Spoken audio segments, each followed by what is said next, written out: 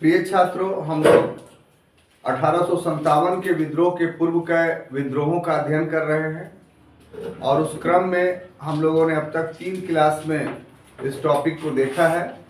इसमें पहला क्लास हम लोगों का जो था वो ये था कि आखिर 1857 से पहले जो विद्रोह हुए उनके कॉज क्या क्या थे, उनके कारण क्या क्या थे। और उन कारणों में हम लोगों ने देखा था कि जो आर्थिक परिस्थितियां उत्पन्न की थी अंग्रेजों के द्वारा, वो सबसे महत्वपूर्ण कारण था।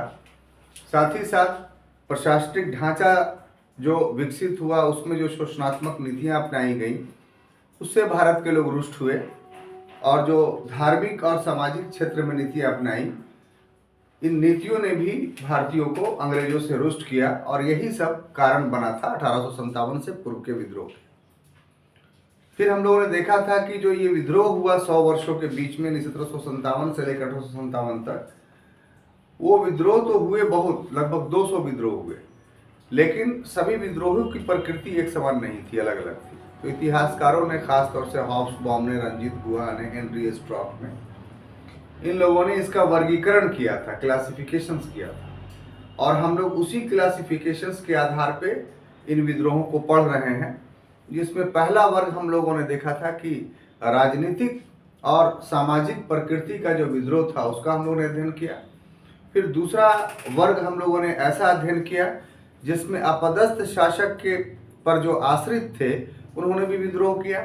अब आज के क्लास में हम लोग देखेंगे कि अपदस्थ शासकों ने भी विद्रोह किया।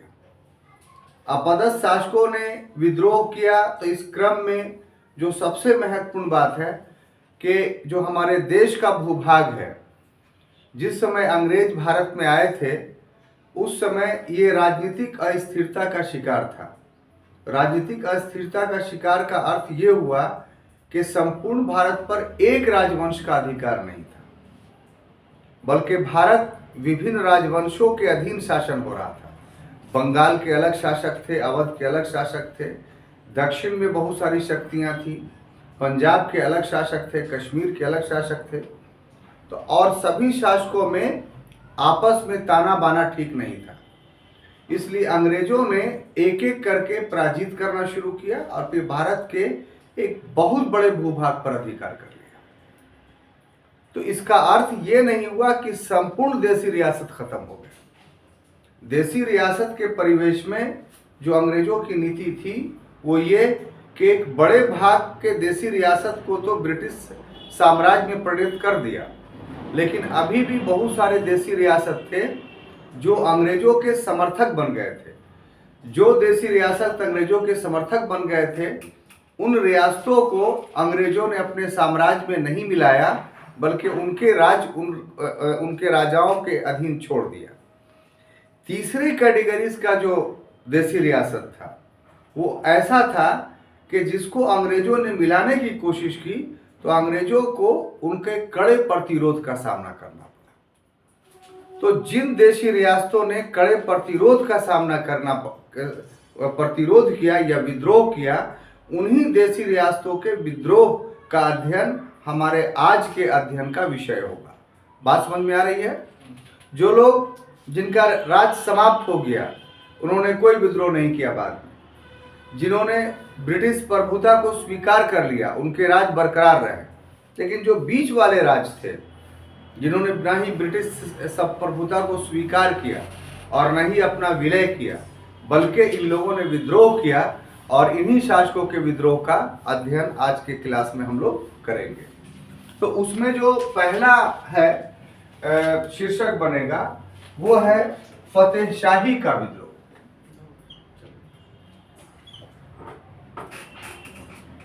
फतेहशाही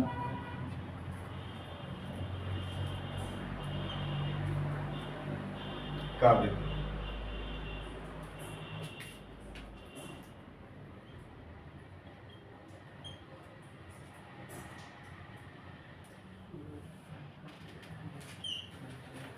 फतेहशाही के विद्रोह के क्रम में हम लोग जानते हैं कि ये बिहार से ही संबंधित है। आप बिहार में एक जिला देखते होंगे जिसका नाम है सारण, जिसका हेडक्वार्टर छपरा है अभी, ठीक है। सारण जिला में एक हुसेपुर राज था, हुसेपुर स्टेट, ठीक है ना। इस हुसेपुर स्टेट के जो शासक थे, ये शासक का नाम था फतेह शाही। क्या नाम था? फतेह शाही।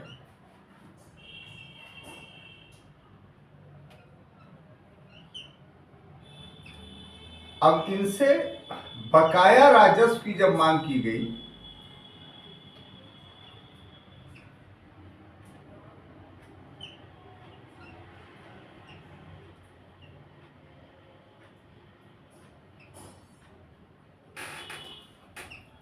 तब इन्होंने 1767 ईस्वी में विद्रोह कर दिया, और विद्रोह करने के पश्चात इनके विद्रोह को सेना के माध्यम से दबाया गया। अब ऐसे परिस्थिति में ये पलायन करके गोरखपुर चले गए।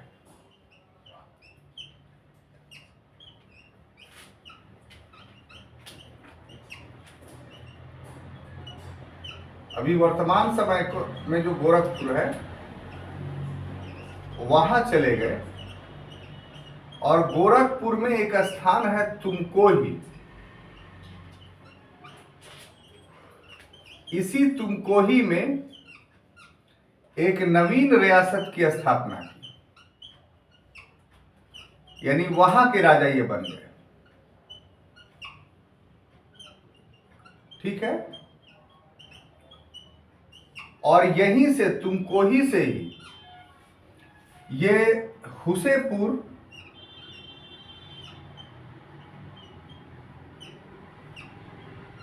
के स्टेट को नियंत्रित करते रहे।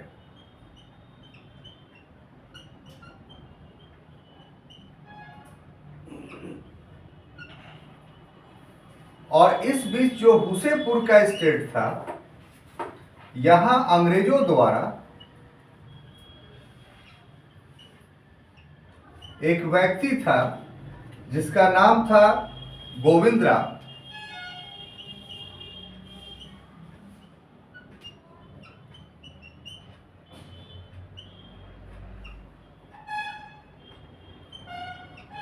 राजस्व वसूला,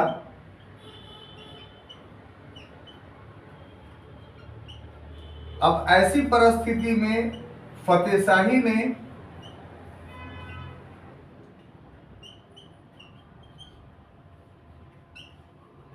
गोविंद राम की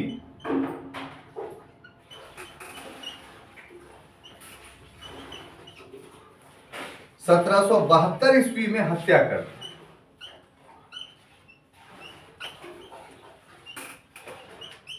ठीक है।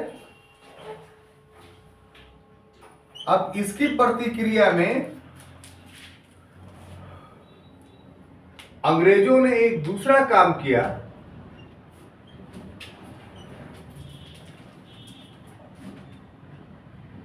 बसंत शाही को, जो इनके भाई थे, बसंत शाही को राजा बना दिया।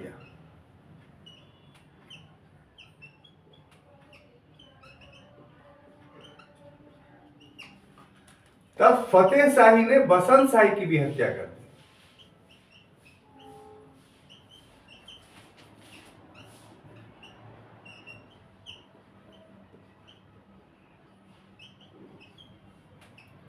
बसंत शाही की 1775 में हत्या कर दी। और उसके बाद फतेह शाही 1795 तक विद्रोह करते रहे, और इसके बाद उन्होंने संन्यास ले लिया, यानी राजकाज छोड़ दिया। तो ये एक न्यू रिसर्च है फतेहशाही का विद्रोह। आमतौर पर जो पुरानी किताबें पढ़िएगा तो उसमें फतेहशाही का विद्रोह आपको नहीं मिलेगा। राष्ट्रीय स्तर पे एक नया इतिहास स्थापित हुआ है ये पिछले 10 वर्षों के अंतर्गत, इसलिए काफी महत्वपूर्ण हो जाता है। ऑब्जेक्टिवली भी क्वेश्चन आ सकता है इसमें, ये आता ही है, और सब्जेक्टिव भी आपके लिए काफी महत्वपूर्ण है क्योंकि बिहार का भी तैयारी आप कर रहे हैं। तो अपदस्थ शासकों में जैसा कि हमने अभी पूर्व में आपको कहा कि जिनके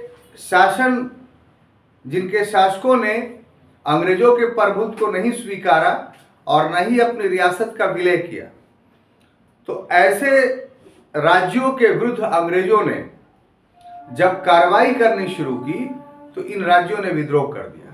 और कार्रवाई क्या होता था? तो कार्रवाई सिर्फ एक बात का झगड़ा था कि ब्रिटिश सत्ता चाहती थी कि ये राज्य जो टैक्स वसूल करते हैं उसमें मेरा हिस्सा दे, और इन रियासतों का कहना था कि हम संप्रभु हैं, इसलिए अपने रियासत का टैक्स हम आपको क्यों दें। तो टैक्स देने और ना देने के मुद्दे पे इन शासकों ने विद्रोह किया। तो उन्हीं में से एक हमारे बिहार प्रांत का एक विद्रोह हुआ था फतेहशाही का। तो बिहार प्रांत का फतेहशाही का जो विद्रोह है, तो उसमें जो डेटा आपको याद करना है वो ये कि ये एक स्टेट के राजा थे जिसका स्टेट का नाम था हुसेपुर, और वर्तमान समय में ये कहाँ स्थित है? तो जो सारण जिला है, सारण जिला का अर्थ ये हुआ कि इसका हेडक्वार्टर छपरा है। अगर सारण आप खोजने जाइएगा वहां कि सारण नामक कोई जगह मिले तो नहीं मिलेगा। जैसे मगध खोजने जाइएगा तो मगध कोई जगह यहाँ नहीं मिलेगा। मगध का हेडक्वार्टर कहाँ? गया है। तो उसी प्रकार से सारण का हेडक्वार्टर कहाँ है? छपरा है। तो इट मीन्स छपरा में ही हुसेपुर एक स्टेट हुआ करता था, और वहां के शासक कौन थे? तो फतेहशाही। ठीक है। अब अंग्रेजों और फतेहशाही के बीच में जो विवाद उभरा वो इस बात पर उभरा कि अंग्रेजों ने कहा कि आप के ऊपर राजस्व का बकाया है, इसे चुकता कीजिए। फतेहशाही ने कहा कि हम एक स्वतंत्र शासक हैं, हम आपके अधीन नहीं है कि आपको राजस्व दें, इसलिए हमारे ऊपर अंग्रेजों का कोई राजस्व बकाया नहीं है। तो विचारों का यह द्वंद्व जो था वो विद्रोह का कारण बना। अंग्रेज सोच रहे थे कुछ, और जो हुसेपुर के राजा थे उनका विचार कुछ और था। तो विचार समान नहीं होने के कारण हुसेपुर के राजा को विद्रोह करना पड़ा। तो यह विद्रोह सबसे पहले जो फूटा वो 1767 ईस्वी में। अब यह विद्रोह इतना भयंकर था, इतना विध्वंस था अंग्रेजों के लिए कि वहां से ब्रिटिश सत्ता पूरी तरीके से अप्रभावी हो गई। तब अंग्रेजों ने सेना के माध्यम से इस विद्रोह को दबाया। जब सेना वहां पहुंच गई तो ऐसे परिस्थिति में जो फतेहशाही थे उनको पलायन करना पड़ा, और पलायन करके वो कहां चले गए? गोरखपुर।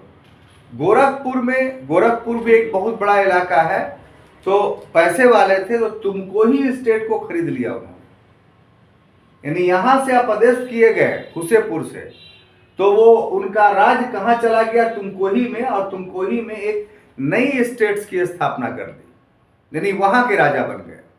और उसके बाद उस नवीन रियासत को जो स्थापित किया, तो ऐसा नहीं कि हुसेपुर को छोड़ दिया, हुसेपुर से वो बराबर कांटेक्ट में रहे। और इसके पीछे सबसे बड़ा कारण जो था कि जो हुसेपुर की उनकी जो जनता थी वो पूरे फतेहशाही के को मानती थी, यानी वो काफी अपनी प्रजा में लोकप्रिय थे, लोकप्रियता उनका बहुत ज्यादा था अपनी रियासत में। तो ऐसी परिस्थिति में जब वो हुसेपुर से चले गए, तब क्या हुआ कि अंग्रेजों ने डायरेक्ट वहां शासन करना शुरू नहीं किया। क्यों नहीं शुरू किया? क्योंकि जनता अंग्रेजों के साथ नहीं थी। जनता किसके साथ थी? तो फतेहशाही के साथ थी। तो अंग्रेजों ने एक मिडिल मैन चुना, और वो था कौन? Middle man Govind Ram. वे किस लिए? तो गोविंद राम टैक्स वहां कलेक्ट करके अंग्रेजों को दे। जब इसका ये काम शुरू हुआ तो फतेहशाही ने सारण आकर करके 1772 ईस्वी में गोविंद राम की हत्या कर दी कि तुम गद्दारी कर रहे हो इस रियासत से। तब अंग्रेजों ने क्या किया कि फतेहशाही के एक भाई थे जिनका नाम था बसंत शाही। तो बसंत शाही को ही राजा बना दिया। लेकिन अंग्रेजों की नीति यहां भी सफल नहीं हुई और 1775 ईस्वी में बसंत शाही की भी हत्या कर दी गई। किसके द्वारा? फतेह शाही के द्वारा। और इस प्रकार 1795 ईस्वी तक अंग्रेज वहां प्रभावी नहीं रहे। लेकिन तन्हे तनहा फतेह शाही कितना विरोध कर पाते हैं। अंत में उन्होंने देख लिया कि हम अकेले कुछ नहीं कर सकते हैं, इसलिए राजपाट से उन्होंने संन्यास ले लिया और 1795 ईस्वी के बाद उनका कोई अता पता नहीं चलता है। लेकिन इतना तो है कि भारतीय भूमि पर उन शासकों के नाम में उनका नाम है जिन शासकों ने ब्रिटिश सत्ता को कभी भी स्वीकार नहीं किया। तो इस प्रकार से एक देशभक्त के रूप में फतेह शाही को स्वीकार किया जा सकता है। अब दूसरा जो विद्रोह हम लोग को पढ़ना है छात्रों, वो है बिशनपुर का विद्रोह।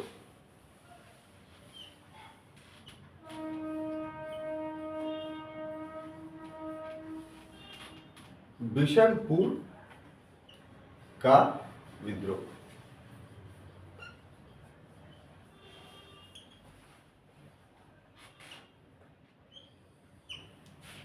ये विद्रोह हमारे पड़ोसी रियासत जो है बंगाल, वहां से संबंधित है। तो बंगाल में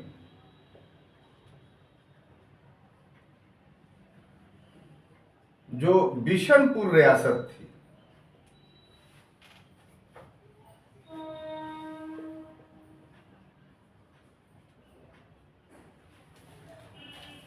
यहां का जो जमींदार था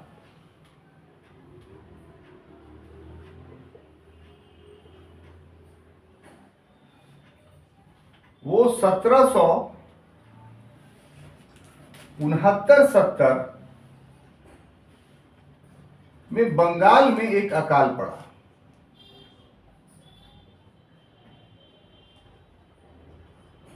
और इसके बावजूद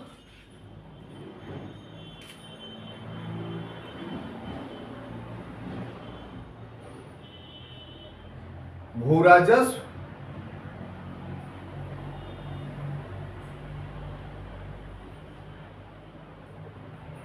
नहीं दिया उसने।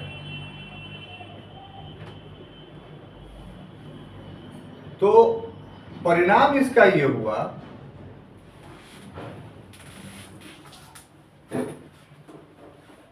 कि अंग्रेजों ने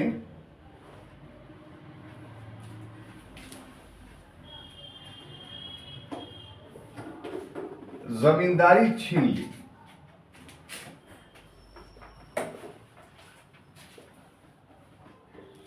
और इसका प्रतिक्रिया क्या हुआ?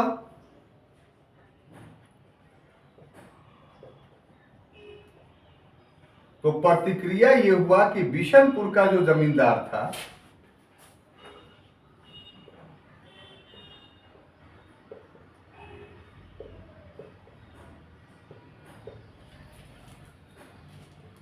सत्रह सौ 1779 ईस्वी में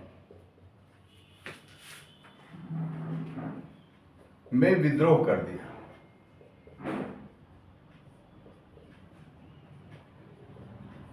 और इस विद्रोह का भी अंग्रेजों ने दमन किया।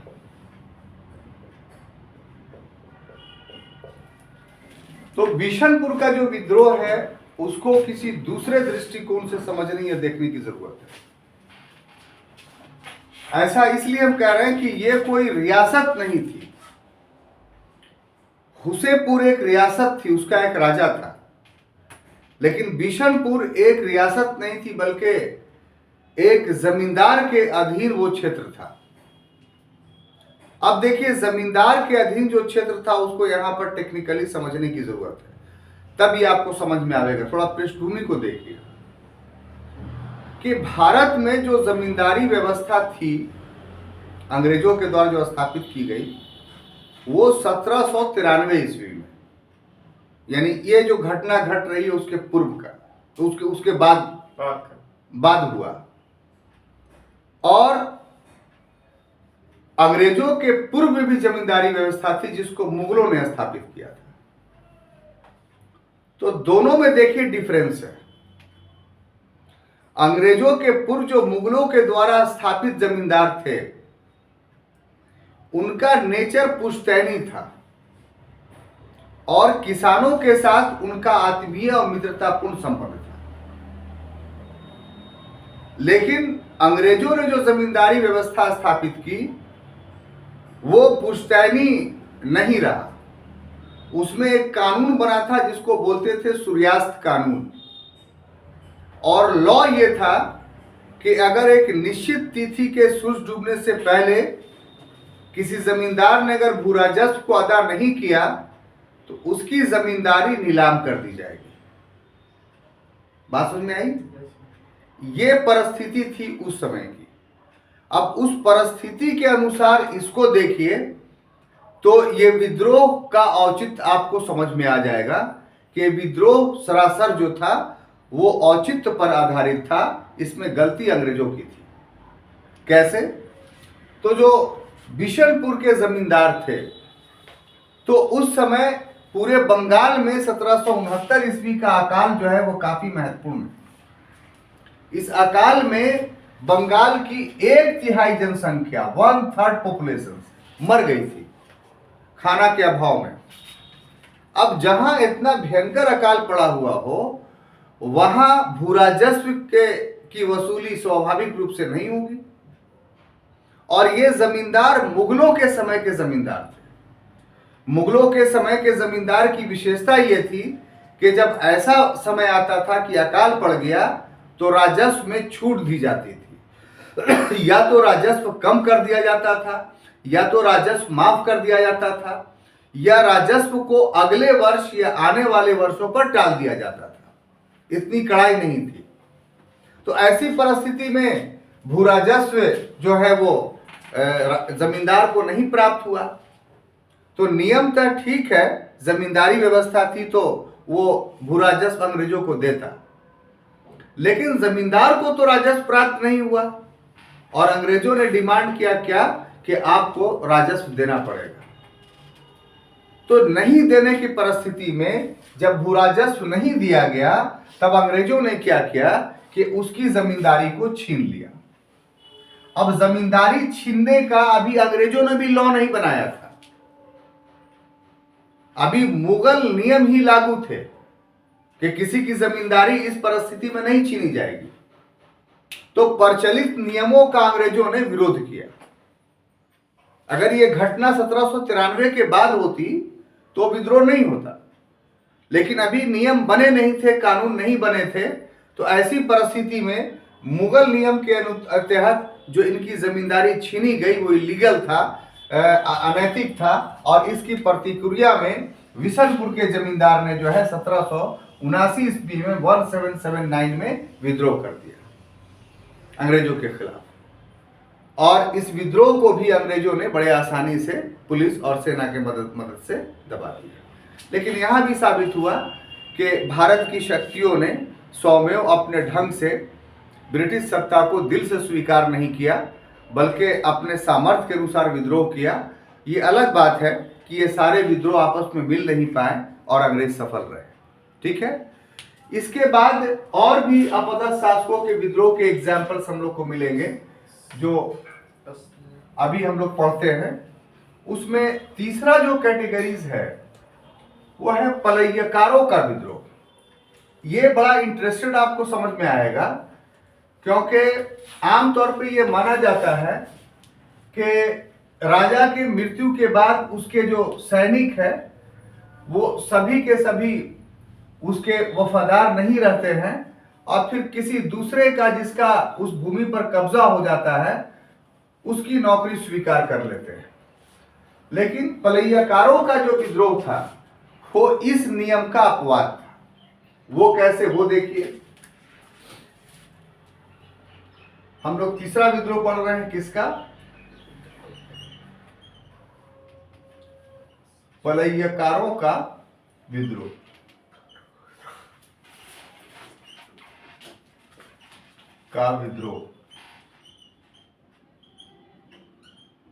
ठीक है, तो नाम ऐसा है कि पहले इसको स्पष्ट कर लिया है कि आखिर पलैयाकार थे कौन। अगर ये स्पष्ट हो जाएगा तो बाकी सारी चीजें आपको याद हो जाएगी। तो ये जो पलैयाकार थे,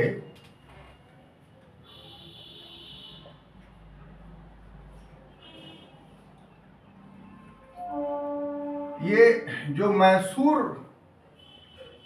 रियासत था,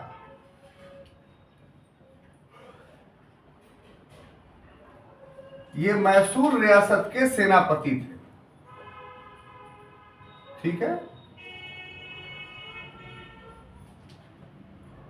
और जब 1799 ईस्वी में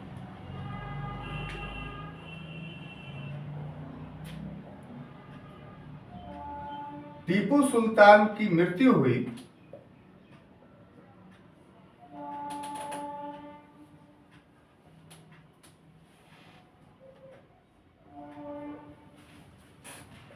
तो ये जो पलैयाकार थे, ये जंगलों में जाकर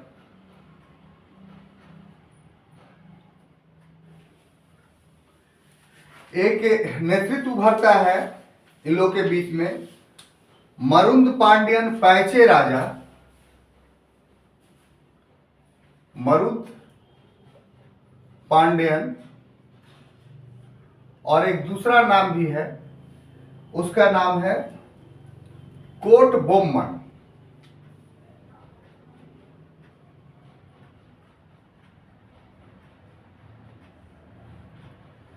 इन दोनों को नेतृत्व में संगठित हो गए, और संगठित किस लिए हुए? तो अंग्रेजों को भारत से बाहर भगाने के लिए।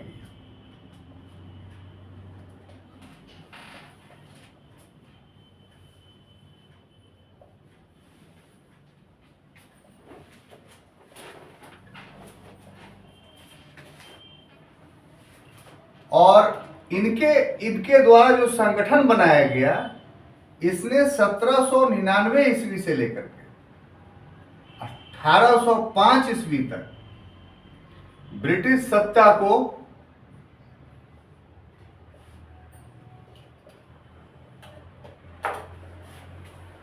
का विरोध किया जाता रहा।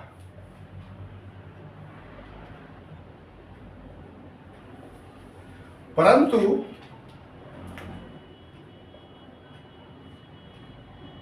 फ्रांसीसी सहायता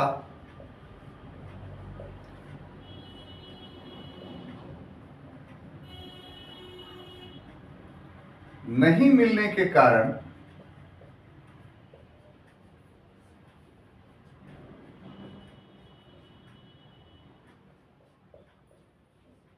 विद्रोह दबा दिया गया।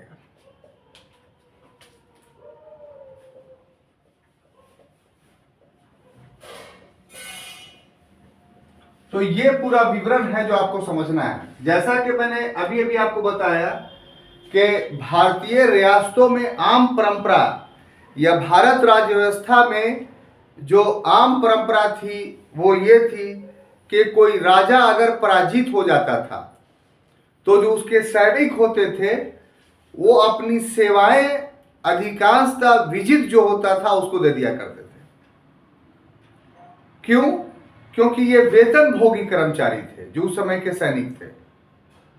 लेकिन ऐसे भी एग्जाम्पल मिलते हैं हम लोग को भारत में कि कुछ क्षेत्रों में अपने सैनिकों का अपने राजा के साथ आत्मीय संबंध था, और राजा के नहीं रहने के बाद जो राजा का उद्देश्य था उस उद्देश्य के तहत उसकी मृत्यु के बाद भी सैनिकों ने उसकी नीति को जारी रखते हुए अपनी सत्ता को बरकरार रखने की कोशिश की और जो विजित सत्ता था उससे लड़ने का प्रयास किया।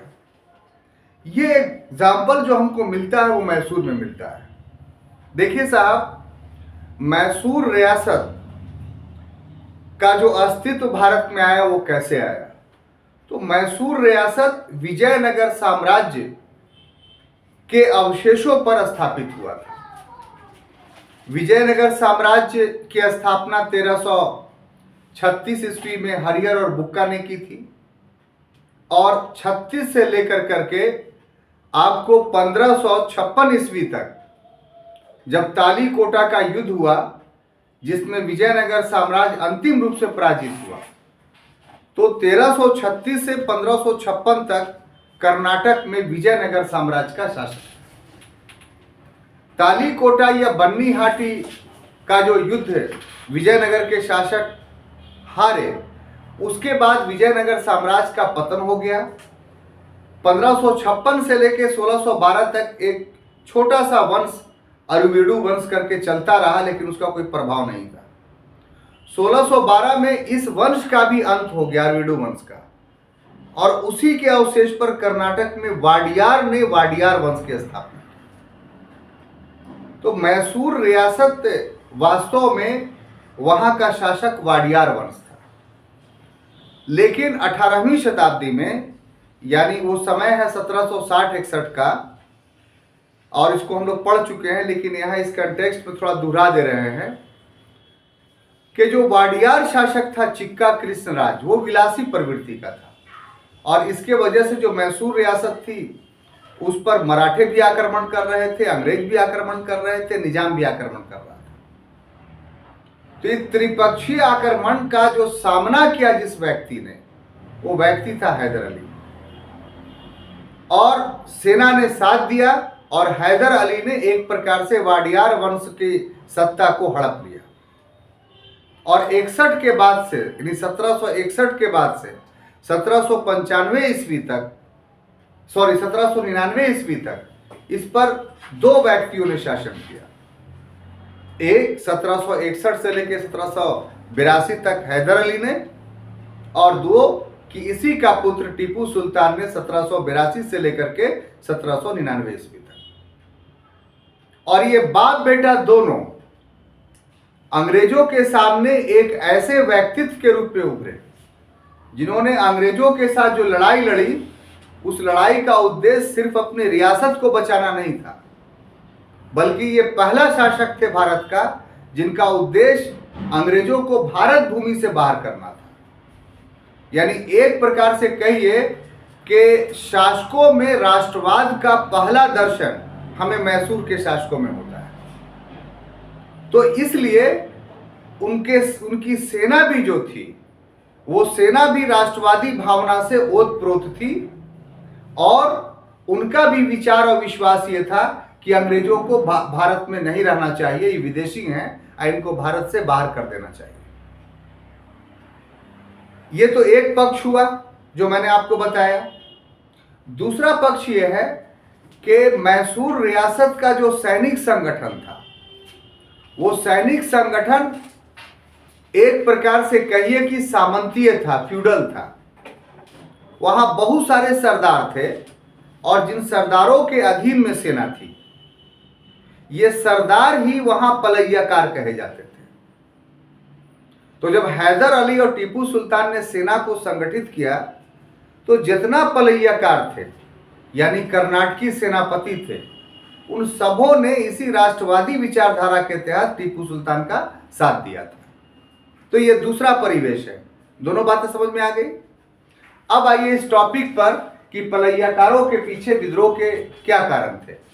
तो जैसे ही मैसूर रियासत में टीपू सुल्तान की मृत्यु होती है, तो होना क्या चाहिए था कि पलैयाकार अंग्रेजों के समर्थक हो जाते, लेकिन नहीं हुए, क्योंकि टीपू सुल्तान के द्वारा इन पलैयाकारों के हृदय में राष्ट्रवाद की भावना जगाई गई थी। और क्या भावना था कि अंग्रेज विदेशी हैं, इसीलिए इनको भारत से बाहर कर देना चाहिए। तो ये जो विचार टीपू सुल्तान का था, ये विचार उसकी मृत्यु के बाद समाप्त नहीं हुआ। इसलिए मृत्यु के बाद जो पलैयाकार थे वो क्या थे, जंगलों में चले गए, और जंगलों में जाकर के अपना संगठन बनाया और अपना नेता चुना। दो नेता चुना, मरुद पांड्यन पायचे राजा, और दूसरा था कोट बोपमन। यानी एक प्रकार से कहिए कि मरुद पांड्यन पायचे राजा और कोट बोपमन किसका स्थान ले रहा है, टीपू सुल्तान का। अपना राजा के लोगों ने चुन लिया, और उसके बाद कंटिन्यूअस 1799 से 1805 ईस्वी तक अंग्रेजों को मैसूर में परेशानी होती रही। वो अंग्रेजों के जितने ठिकाने होते थे उस पर आक्रमण किया जाता था, उनकी सेना से लड़ा जाता था। अंग्रेज तबाह तबाह हो गए और ये दोनों नेतृत्व एक आशा बनाए हुए था। किससे? फ्रांस से। फ्रांस से आशा बनाने का कारण क्या था वो समझिए कि जब टीपू सुल्तान जीवित था तो नेपोलियन बोनापार्ट जो फ्रांस का सम्राट था उस समय, वो अंग्रेजों का या राजतंत्र का घोर विरोधी था कह लीजिए, और उसने पूरे वैश्विक स्तर पे राजाओं के खिलाफ एक संगठन बनाया था जिसका नाम था जैकोबिन क्लब। तो टीपू सुल्तान जैकोबिन क्लब का सदस्य बन गया था। तो ये टीपू सुल्तान के सैनिक थे, इसलिए मरुदुपांडियन पैचे राजा और कोट बोप्पन ने संपर्क स्थापित किया फ्रांस से कि हमारे शासक जो थे वो जैकोबिन क्लब के सदस्य थे और उनको अंग्रेजों ने मार दिया और हम लोग अंग्रेजों के खिलाफ युद्ध कर रहे हैं, इसलिए आप हमारा सहयोग कीजिए। फ्रांस ने जो है, ये नेपोलियन बोनापार्ट ने आश्वासन भी दिया कि हम सेना भेज रहे हैं। अगर नेपोलियन बोनापार्ट के द्वारा वो सेना भेज दी जाती तो हो सकता था कि तस्वीर अलग होती, लेकिन 1805 ईस्वी तक वो सेना नहीं आई। परिणाम स्वरूप के पलैयाकारों का विद्रोह को अंग्रेजों ने अपनी सेना की मदद से दबा दिया। तो इस प्रकार से पलैयाकारों के विद्रोह का दमन हुआ। क्लियर? अब देखिए छात्रों, अगला जो चौथा विद्रोह है उसको हम लोग देखेंगे। चौथा विद्रोह वेलुथम्पी का विद्रोह पढ़ेंगे हम लोग। कौन? वेलुथम्पी का विद्रोह। वेलुथम्पी का विद्रोह, यह भी एग्जामिनेशन से बहुत पूछता है ऑब्जेक्टिव में, और क्लास बढ़िया से कर लीजिएगा, अभी बढ़िया से लेक्चर को सुनिएगा तो ये सब टॉपिक जो है आपको क्लिक करेगा एग्जामिनेशन में कि वो हम पढ़े थे, इसमें ये था। इसलिए क्लास की बातों को बहुत गौर से सुनना चाहिए।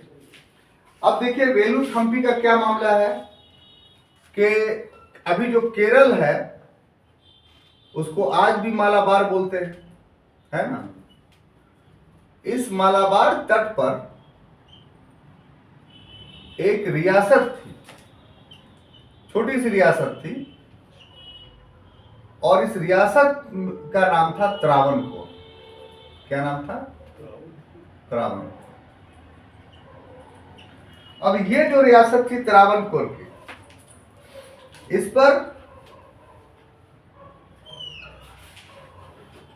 सहायक संधि लाद दी गई।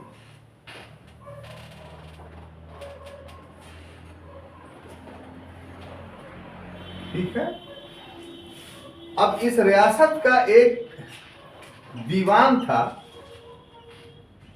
दीवान का मतलब समझ आइए प्रधानमंत्री। इस दीवान का नाम था वेलुथम्पी।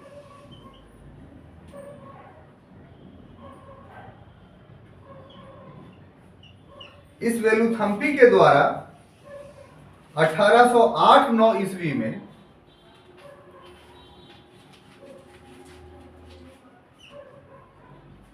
विद्रोह किया गया, लेकिन इस विद्रोह को भी अंग्रेजों ने दबा दिया।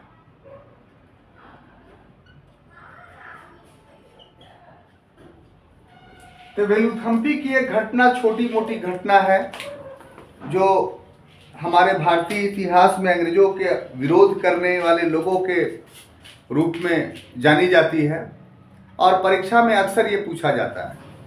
तो विस्तार से जान लेना ज़्यादा अच्छा होगा ताकि हमेशा के लिए आपको याद हो जाए। तो पहली बात इसमें तो ये है कि जो वेलुथम्पी का विद्रोह था वो वर्तमान केरला में एक त्रावणकोर रियासत था उससे संबंधित है।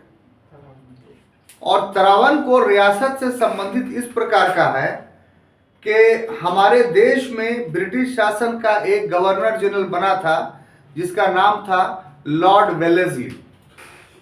लॉर्ड वेलेस्ली 1798 से लेकर के 1805 ईस्वी तक भारत का गवर्नर जनरल रहा, या कहिए भारत में ब्रिटिश प्रांत का गवर्नर जनरल रहा। लॉर्ड वेलेस्ली या मार्क्विस ऑफ वेलेस्ली कहिए उसको, तो वो अपने एक विशेष काम के लिए जाना जाता है। और विशेष क्या काम उसने या विशेष सिद्धांत क्या बनाया था? तो वो सिद्धांत था या वो काम था सहायक संधि, सब्सिडरी अलायंस। सहायक संधि, सब्सिडरी अलायंस का जहां तक प्रश्न है तो ये ब्रिटिश ईस्ट इंडिया कंपनी के शासन की एक नीति के रूप में जानी जाती है।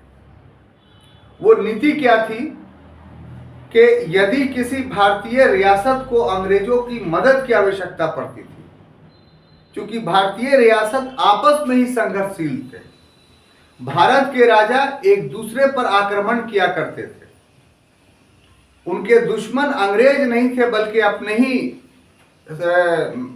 निकट का रियासत हुआ करता था। तो इसका लाभ लॉर्ड वेलेस्ली ने उठाना चाहा कि जिस भारतीय रियासत को अंग्रेजों की मदद की आवश्यकता होती थी तो लॉर्ड वेलेस्ली ने एक नीति बनाई कि हम मदद करेंगे आपका, लेकिन कब? जब सहायक संधि पर हस्ताक्षर आप कर दीजिएगा, सब्सिडरी अलायंस पे जब हस्ताक्षर कर दीजिएगा।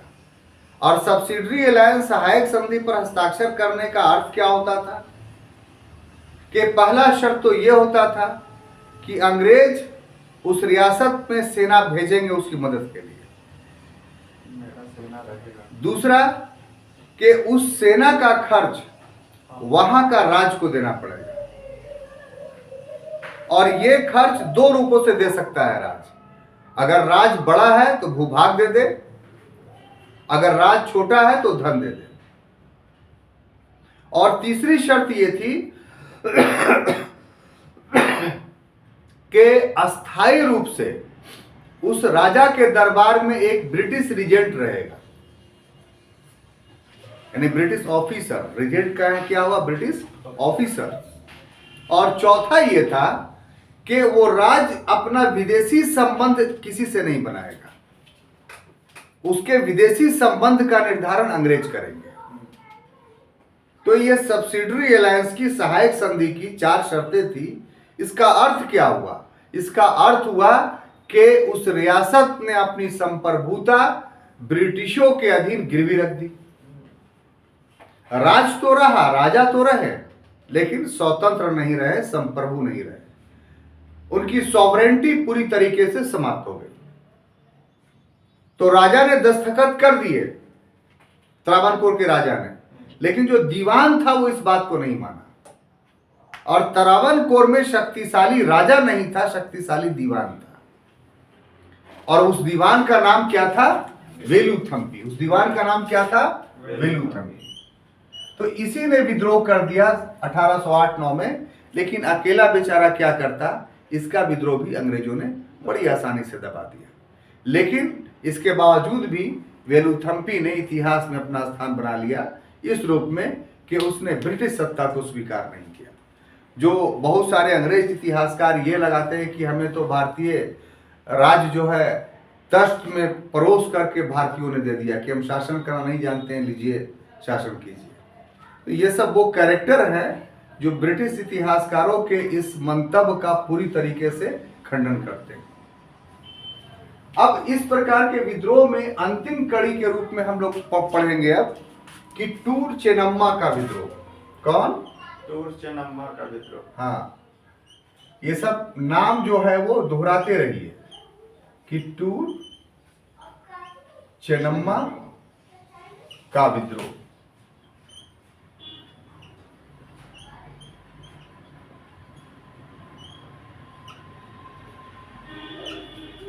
ये भी एक रियासत से संबंधित विद्रोह है। ये क्या था कि जो वर्तमान में कर्नाटक है वहां किट्टूर एक रियासत थी। किट्टूर क्या थी? किट्टूर एक रियासत थी, ठीक है। इस रियासत के राजा की मृत्यु होती है।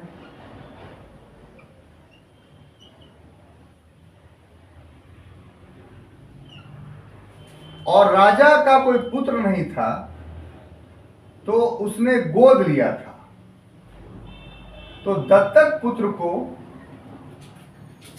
अंग्रेज शासक के रूप में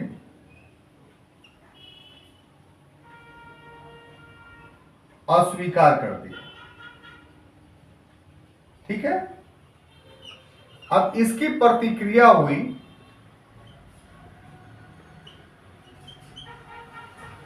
कि जो राजा की पत्नी थी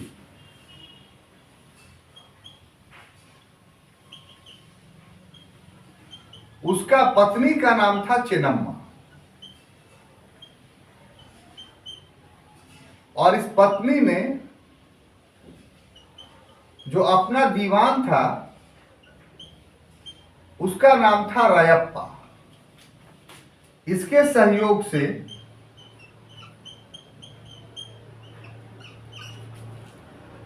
1829 ईस्वी में विद्रोह कर दिया, लेकिन इस विद्रोह में रायप्पा जो है वो पकड़ा गया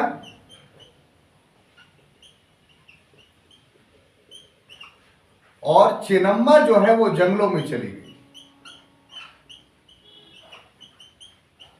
जहां जंगलों में उसकी मृत्यु हो गई।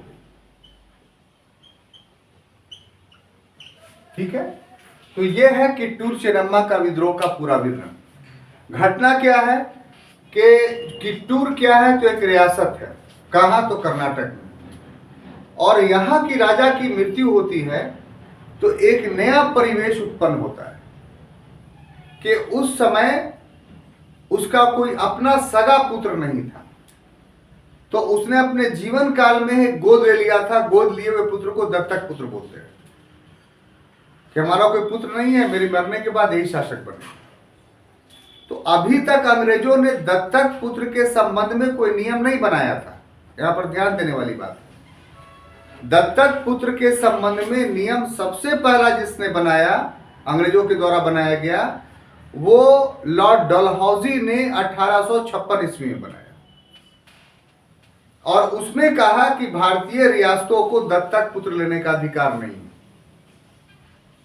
तो 1856 से बहुत पहले की घटना है ये। इस समय भारतीय रियासतों को दत्तक पुत्र लेने का अधिकार था, पूर्व के परंपरा के अनुसार, जो मुगल परंपरा थे उसके अनुसार, जो मुगल कानून थे उसके अनुसार। लेकिन जब दत्तक पुत्र को बनाया गया तो अंग्रेजों ने पूर्व के नियम का विरोध किया। अभी नियम था भी नहीं, लेकिन इसके अधिकार को नहीं माना। तब इसकी प्रतिक्रिया हुई कि राजा की पत्नी चेन्नम्मा अभी जीवित थी, उसने दीवान रायप्पा के सहयोग से विद्रोह कर दिया। 1829 तक ये विद्रोह चला। तो चेन्नम्मा तो लड़ी नहीं, लड़ा कौन? रायप्पा। तो लड़ने के क्रम में जब रायप्पा की मृत्यु हो गई तो वैसी परिस्थिति में चेन्नम्मा जो है जंगलों में चली गई और वहीं इसकी मृत्यु हो गई, और इस प्रकार से किट्टूर चेन्नम्मा का विद्रोह भी समाप्त हो गया। तो ये वो 5 विद्रोह थे। ऐसे और भी हुए, लेकिन महत्वपूर्ण इतिहासकारों ने इन्हीं को माना है, जो ऐसा विद्रोह था जो शासकों के द्वारा किया गया विद्रोह था, और इन शासकों ने ब्रिटिश सत्ता को मरते दम तक स्वीकार नहीं किया। तो अंग्रेज इतिहासकारों का यह दावा कि भारत की सत्ता हमें भारतीयों ने अपने स्वेच्छा से दी है, यह विद्रोह उसको धराशायी करता है। अब छात्रों, हम लोगों के लिए सिर्फ एक टॉपिक 1857 के पूर्व के विद्रोह में बच गया है, और वो टॉपिक है जनजातियों का विद्रोह, जिसको अगले क्लास में हम लोग खत्म करेंगे। तब तक के लिए अनुमति दीजिए। धन्यवाद।